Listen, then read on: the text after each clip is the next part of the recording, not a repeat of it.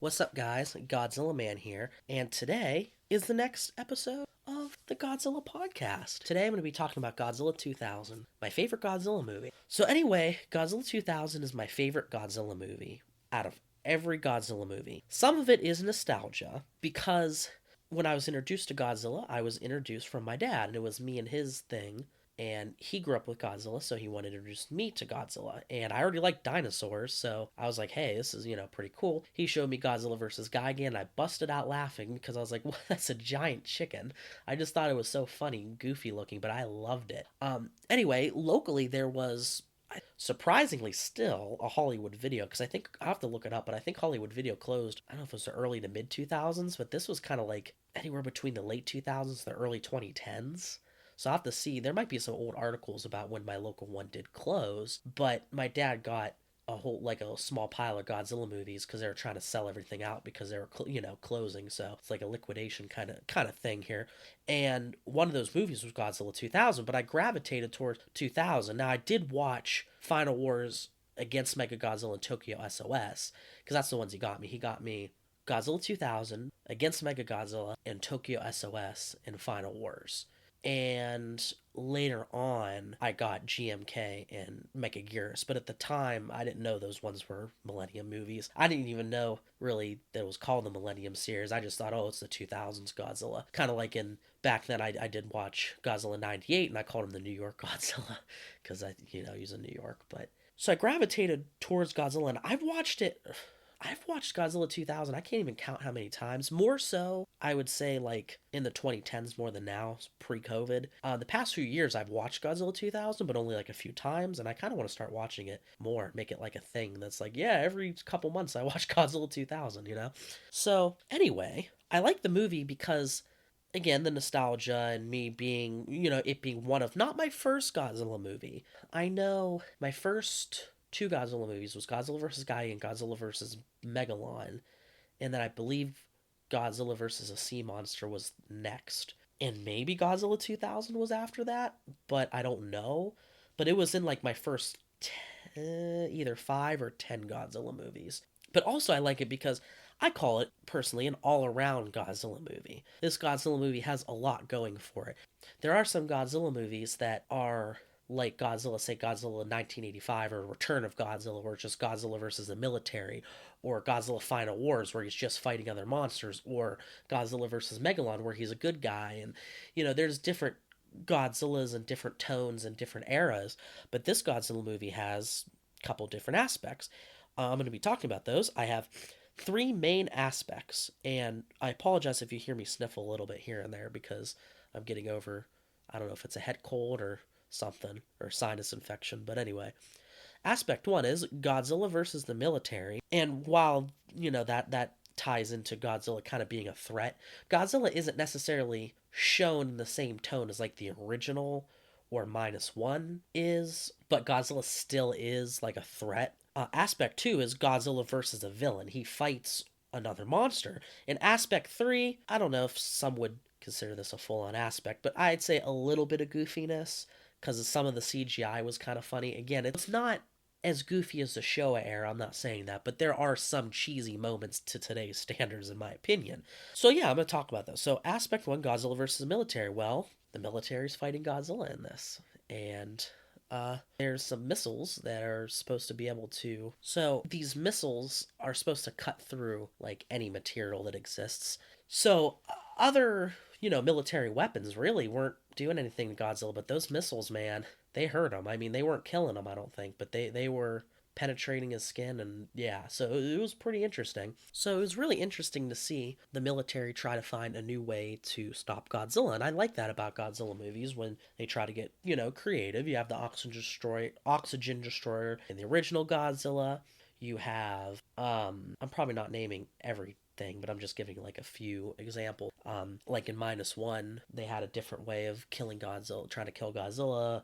Shin Godzilla. There's even, in GMK, they had like those drill missiles and stuff like that. So it was really cool to see, hey, this is another Godzilla movie where it's Godzilla versus people or Godzilla versus military. Also, too, just Godzilla in the beginning of the movie when he's, trying to attack like power plants or power stations, and he goes to the nearest city that he comes from the ocean, and all the power goes out, and there's just a silhouette of him because there's a reflection of orange from the fire from him destroying stuff, and you just see the silhouette of Godzilla with orange behind him and all the power out as people are trying to escape and evacuate. And I just think that shot is amazing. Like, I actually found a shirt from Kohl's. I'm pretty sure it's Kohl's. And I kind of want to buy a second one because, as you wash graphic tees, sometimes they rub off, and it shows that poster of Godzilla where it's like his silhouette and there's orange behind it. It says Godzilla 2000. I'm like, that's like my favorite thing ever. You know what I mean? So, just the way they introduce Godzilla as, a scary figure, and the military has to try to stop him, and, stuff like that is really cool. But while they are, shooting missiles trying to stop him, they discover a rock, and the rock ends up being a UFO. It comes out of nowhere. So then it starts to turn into Godzilla versus something. And it's funny to see everybody's reaction when this thing's flying. When it's flying and Godzilla's looking as it's coming, and he's like turning his head like, what the, and he like roars at it like, what is this? Like, this is not natural. Like, this is not supposed to, like, who is that? And it's just like, really, really cool. And then it turns into Godzilla versus a villain. Now, this isn't necessarily Godzilla versus a monster yet, but it has a laser on it, and you could start to see some of the inside of where the laser comes out, that it's, obviously, looks more like a UFO inside, but it has the, because it's been in the ocean for so long. And it's just really cool with, so I'm going to be talking about why I like Godzilla, but also two parts of the movie to kind of relate, to say, hey, this is what happened in the movie. Oh yeah, that's cool, and that's why I like, to try to prove the point of, or to try to show what I mean by Godzilla versus military, Godzilla versus villain, like what happens in this movie. Not a full-on review, not bullet point by bullet point. But anyway, it is cool how the UFO like studies Godzilla and like kind of scanning him to try to see what he's about and his cells and all that kind of stuff. And it shoots its laser at him. Well, actually, no, I'm sorry. It lets Godzilla fire. Godzilla fires his atomic breath at it, and then it shoots its laser back at him. And then there's a scene where both are gonna do their attacks at the same time. So this UFO shoots its laser, pushes Godzilla back as he does his atomic breath, and Godzilla's flying backwards while his atomic breath is coming out at it, and then he gets crashed into a building. I love that scene so much. That's one of my other favorite scenes in the movie. And it's just stuff like that. Really cool stuff. Really, I've never really seen, other than Godzilla flying and Godzilla versus, Hedorah, I've never really seen Godzilla get, like, attacked while he's doing his atomic breath and keep it going. Usually he just get knocked down and stop or something, you know what I mean? So it's really, the action is unique. I've never really seen Godzilla fight a UFO before. I mean, I know in like the older Showa, like Invasion of Astro Monster, there was UFOs, but I don't remember if Godzilla directly fought them. I think, unless I'm getting that mixed up with the other Ghidorah movie from the Showa series, it's either I think it's Invasion of Astro Monster, where he gets the UFO brings him, or a UFO carries Godzilla to go fight King Ghidorah, basically, from the Gazillions. So yeah, so when I first watched this movie too, I mean, I don't quite exactly remember exactly what I was thinking when I first watched it, but I do remember being like, wow, this is different. Like, what is this thing? Oh, wow, it's fighting Godzilla. What? It's like a giant UFO or something. It's just like really cool. And yeah, so later on it reveals itself to be a UFO, and Godzilla kind of goes back in the ocean. And they use a CGI model of Godzilla in the ocean when he's swimming, and it's pretty cool, too. I mean, to today's standards, it probably doesn't look that great, but I mean, that is pretty cool because it's the first CGI Godzilla that's not 1998. Because 1998 did come out for that, and they did use CGI. But at least Toho, it's the first time they tried using, like, a full Godzilla CGI model, I believe, up until Shin, I believe. I could be wrong. No, yeah, because all the other ones were, guy in a suit. I mean, they used, I think, more special effects in the Millennium series, but it was still a guy in a suit. And I don't think there's any scenes of Godzilla being full CGI, like his whole body. But anyway, it's really cool, too, how, the UFO goes into the city and everybody's wondering what it's going to do. Everybody's like crowding around like, oh my God, we're going to meet aliens. Oh, what is that? Some people are scared, and, it flies over and lands on the building, and, and the military tries to blow up the top part of the building to try to explode it, and it didn't really do anything to it. So now it's military. So it went from military versus Godzilla to Godzilla versus UFO to military versus UFO. So now it's like, even though Godzilla's not a good guy in this movie, later on you see that I guess they're on the kind of the same side as Godzilla, because Godzilla doesn't like this thing either. So yeah. So anyway, as the movie progresses and Godzilla fights the UFO for the second time, it actually uses like some, or actually like uses like rope, like, again, I might be getting the material wrong. I don't know. I might sound stupid. I don't know. But some kind of like rope like things to grab Godzilla and throw him around and slam him into buildings. And, you know what I mean? It's funny because it's like anybody like that I've known that likes Godzilla that hasn't seen that movie. I'm like, hey, did you know there was a Godzilla movie where he fought a actual UFO? And I'm not talking about them dropping off a monster. I mean, it did after a while, but I mean him directly fighting it. They're like, no. I'm like, you gotta see it. It's like, I love it. But yeah, so Godzilla, fights it, and I love the scene where Godzilla gets wrapped around like his body, his spines, his mouth, and he just does his atomic breath, and his spines just, melt it, and his mouth opens and it rips it. You know what I mean? Where he's just like, he has that look like, I'm done. I quit. Like, you're not doing this to me.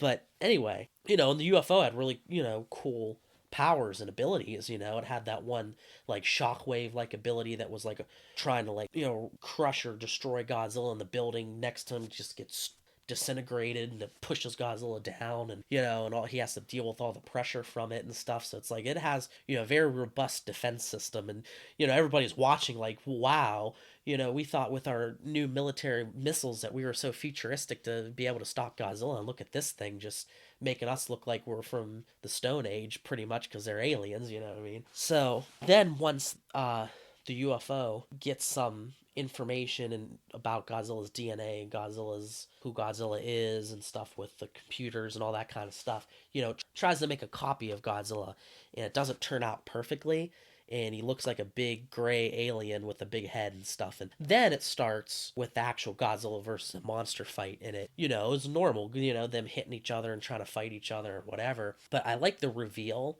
of, oops, sorry. Okay, it's still recording. Okay, my Steam Deck decided to go to sleep. It's like, no, wake up. I just want to see if we're still recording. Yeah, this is going to be kind of a shorter podcast, probably half an hour at the most, but that's okay. So anyway, I like the reveal of the monster, Orga. They called him Orga because Organizer G1. Basically, the main character got some of Godzilla's cells and wanted to discuss, see how Godzilla was able to regenerate himself, and he gave it a name, and then they used that in the movie. Not the actual characters, but later on he was given the name Orga as like a shortened version of that name for Godzilla, because he was trying to use, what Godzilla's abilities to create a clone, and also, make itself be able to do what Godzilla does, because there is a part where Godzilla does his atomic breath and it hurts Orga, and he tries to heal it back, or tries to heal himself back. So, he's trying to, be like, I can, he's trying to like be like, oh, I can be you, but be better. But in reality, you find out that that's not so true, because Godzilla does defeat him, and I'll get to that. So when they reveal Orga, it's really cool because the UFO kind of drops him off. Godzilla's kind of under some buildings and rubble, and they use, and this gets into more of the goofy CGI. You see how I'm kind of going and talking about different things and showing what aspect applies to what part of the movie. It's kind of what I'm doing. So this is kind of like a rambling thing about Godzilla 2000, but also why I like the movie much, so much, and why, if I had to choose any Godzilla movie, it would be this movie, which I'd still be sad because, I mean, that's so many other movies I can't watch. But if I had to choose one movie, it would be that one. It would be Godzilla 2000. And, there's goofy CGI because Orga's trying to, like, be formed, essentially, and he kind of looks like a fake big huge alien, and it's like his head is surrounding the UFO, I think. I could be wrong, but to me it always looks like his head's surrounding the UFO and then it drops him, but I could be wrong because his head always looks like the UFO anyway. So it might have just been underneath the UFO. But the CGI, just like he's like roaring and stuff, and it just looks so fakey and it's hilarious. But then he starts to form into like an actual like real suit that would actually fight the guy in the suit that Godzilla's in. or that Godzilla is, I mean, and starts to look, like he's actually like a real thing. And Godzilla wakes up and gets out of the rubble and gets mad, does his atomic breath, and UFO doesn't really do anything to him anymore because it's kind of like, hey, the alien's out here. Godzilla doesn't know it yet, but the UFO is kind of just in idle mode. And Godzilla blows half of it up, and he's all, yeah, yeah, roaring, like, yeah, I got him, but not really. I mean, he defeated the UFO somewhat, or he thought he did. But then, from behind it, from behind, or out from where he was hiding, there comes Orga. And I love how, and I actually did see it in theaters. It's called Fathom Events. And they have, a lot of times, older movies get replayed, say for like an anniversary or a holiday or something like that. But sometimes I've seen like anime movies and other movies get like for their anniversary, and it was a re-release in the theaters, but it was the Japanese version. And the movie is a little bit different. There's extra scenes in the US version and also different music. And the Japanese and English versions have, or Japanese and US versions have different music, different roars and stuff like that for Orga at least. And also to some extent with Godzilla, the Millennium roars are normal, like the normal, but they added 98 roars to Godzilla in the US version, which I've seen some people on YouTube talk about that, and they're like, they don't like it. And that's okay. I love it, though, for whatever reason. I don't know if it's just blind love for this movie or what, but I just love it, because it just sounds so different hearing it from him. You know what I mean? But in the Japanese version, it's very interesting because as Orga reveals himself, it's kind of like a slower, somber kind of, like almost like gives you like a feel like, oh, this is mysterious. Like, what is this? It's all quiet. What is this thing? But the US version does dun dun dun dun dun. Like, oh, this is action packed. Yeah. So it's a little bit different. I like the US version better, but yet it is cool to see, and I have the Blu-ray with both versions now. It is cool to see the Japanese version as well sometimes, or at least see scenes on YouTube of just those differences and stuff. And then yeah, Godzilla and Orga fight like normal, and then Orga wants to swallow Godzilla whole. That's something you don't see every day.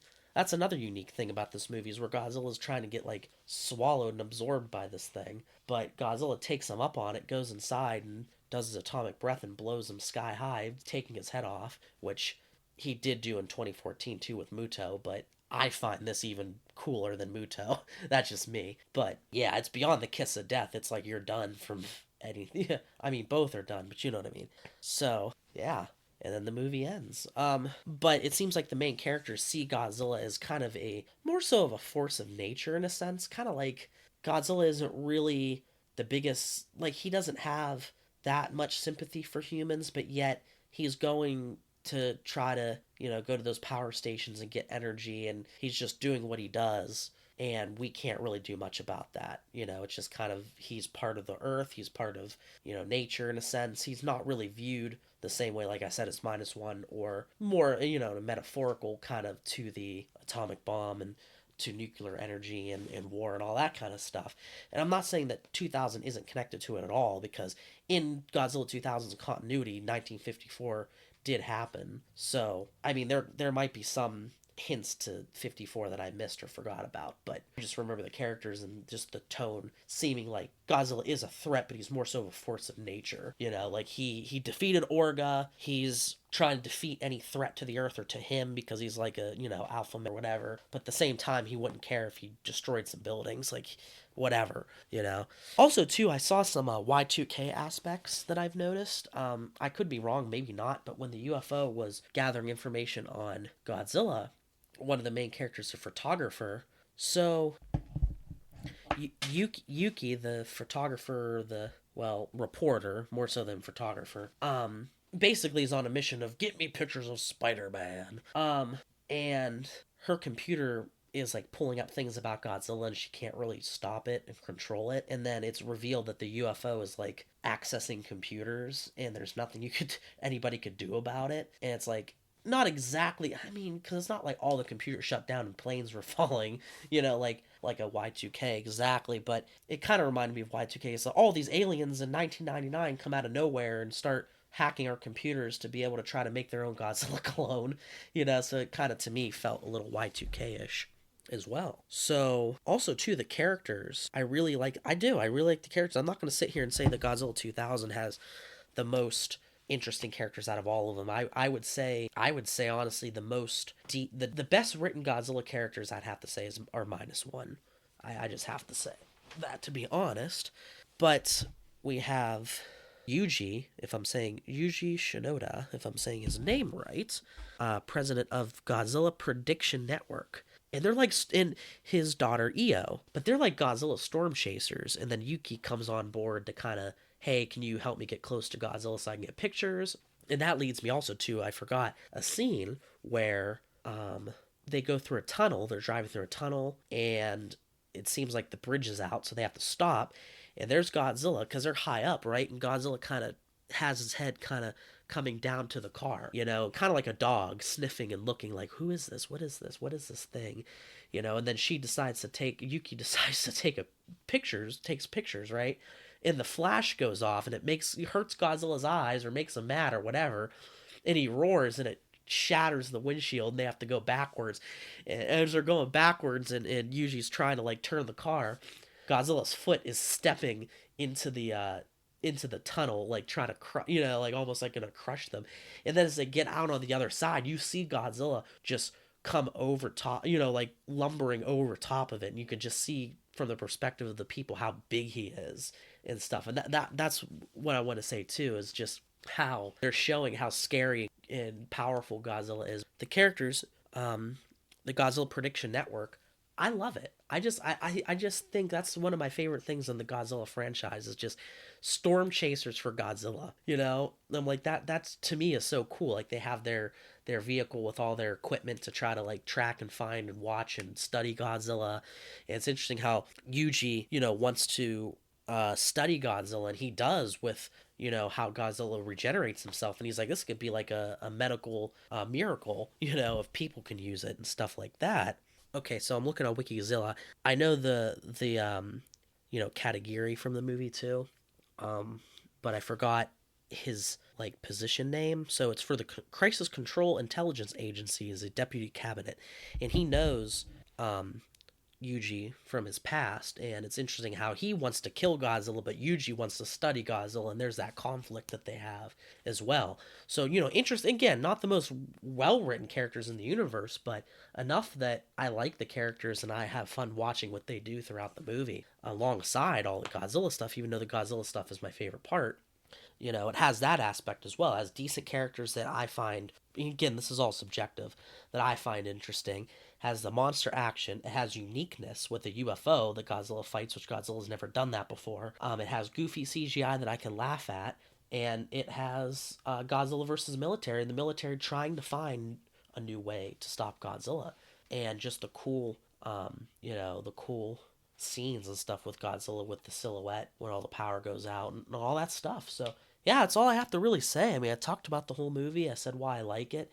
And I was talking about aspects of the movie to try to explain what happens, and then, the fact that that kind of stuff was really, really cool. I don't know, I'm trying to think of what else I could say, just the, like I said, uniqueness of the UFO fight, the classic style Godzilla battle with Orga, so it's something that I always like to see in every Godzilla movie. Interesting characters, and yeah, I kind of just said that. All right, guys. So if you liked, awesome. I'm happy. I want to keep trying to make these Godzilla podcasts, at least for now. We'll see where they go. If I want to continue doing this, I might think about expanding this podcast out to other platforms, maybe Spotify and Apple Podcasts and stuff. I used to use Anchor because I did a podcast a long time ago, but now it's Spotify Podcaster, so I'll have to check into that, see if that's any good, or try to find something else. But right now it's on YouTube. So yeah, I'm recording this Tuesday, December 17th, and I'd like to have it finished by Friday of this week, so that I could upload that on that pre-upload this, or schedule upload this podcast for the next week. And then I have 2 arcade videos the next 2 weeks, the January 3rd and the week after, and then the Godzilla Fortnite podcast. Now, the 2 videos that are scheduled for the 3rd and after are arcade gameplay videos. One's a pinball machine and one is Crazy Taxi.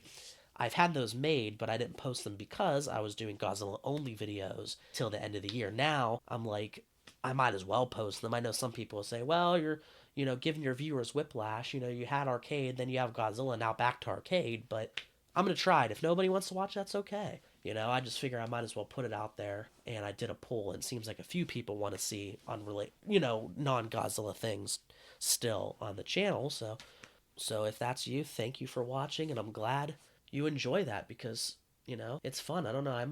I have this thing I could put around my neck and it'll hold my phone in front of me. So maybe I could try more easier, ways of recording. Maybe try to get some more gameplay videos because there's some cool stuff at different arcades. So yeah. And yeah, peace out, guys. Also, if you had a good Christmas, awesome. I'm happy. I hope you did have a good Christmas. If you don't celebrate Christmas, like say Hanukkah or Kwanzaa, I hope you had a good Kwanzaa or a good Hanukkah. Or if you don't celebrate anything, I just hope you had a good day, a good week, and I hope you have a good weekend. Peace out, guys.